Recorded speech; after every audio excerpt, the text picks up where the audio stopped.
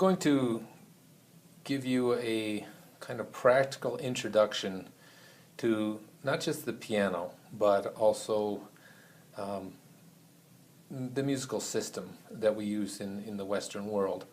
And it's an arbitrary one, but it was done over many, many generations and centuries, really.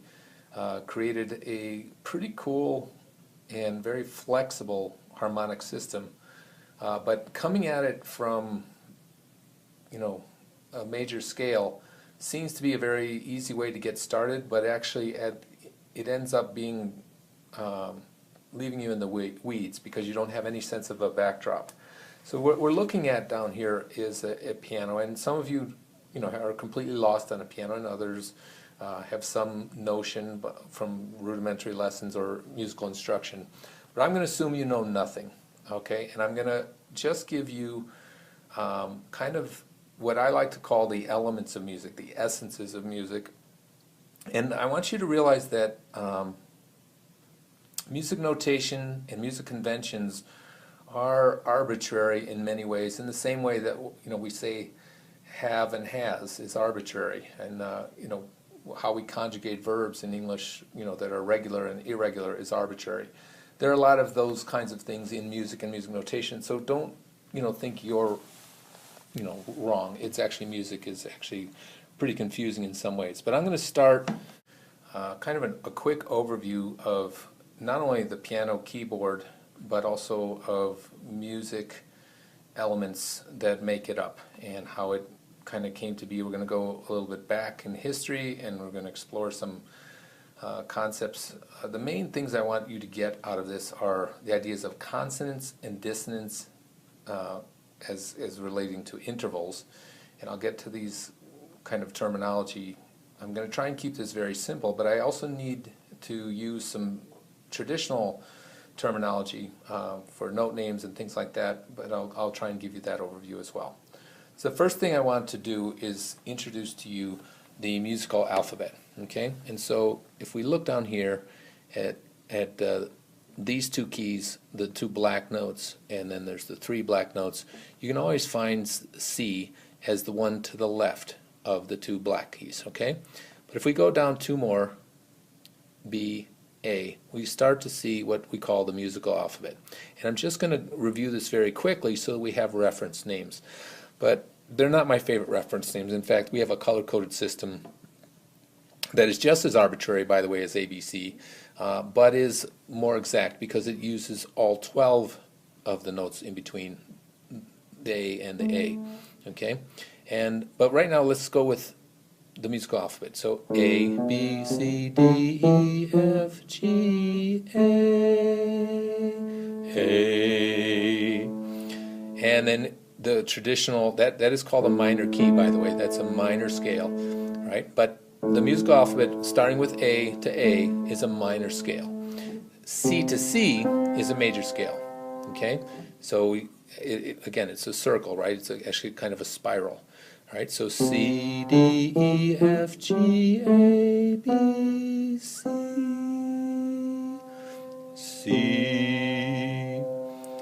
Why do we call these the same note? They're not the same note. Why do we call this and this the same note? A, A. This concept, which because we're talking just from the major scale and the white keys, right? We just will count these, and if we count them from here, 1, 4, 5, 6, 7, 8. So this is considered the octave of this. Now in math, where did these harmonies come from? This is actually can be called A440, which literally means 440 megahertz per second. And this A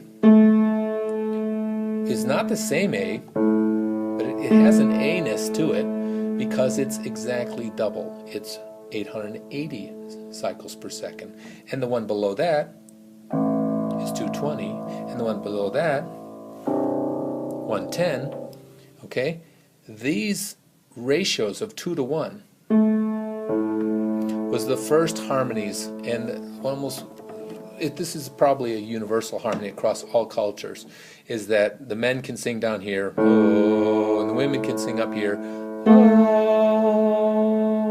and they consider that the same note, and they can sing together, la la la la la. Okay, that ratio of 2 to 1 is, it resonates, it feels smooth to us. It is a ratio that our ears hear naturally.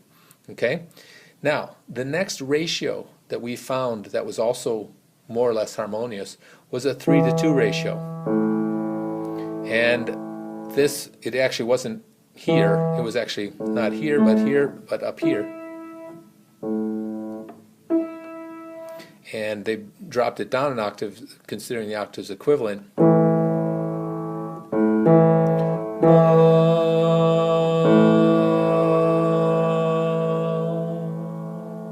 Now we're going to call this a fifth for now because we're in the major scale, but in fact there's another way to look at this, and that's what I want to get to. So I've identified the musical alphabet that conventionally A, B, C, D, E, F, G, A, and that is the minor scale, and I've identified the C major scale on the white keys, C, D, E, F, G, A, B, C, okay? And this is da, da, da, da, da, da, da, major scale, right?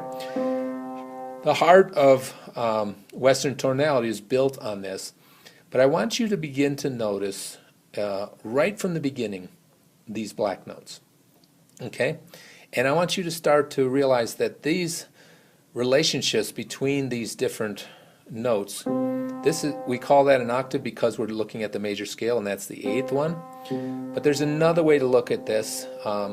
We also call these, based on the major scale, this is a major second. It's the second note, right? So it's a major second, a major third. They call this a perfect fourth, a perfect fifth, a major sixth, a major seventh, and an octave. Now, right here, I'm going to just leave the conventions. I wanted you to have the musical alphabet, minor and major scales. You've heard of all these things, and I want you to have them as just reference points, but they're not necessarily useful for really understanding the full musical system, which is built on what's called a chromatic scale.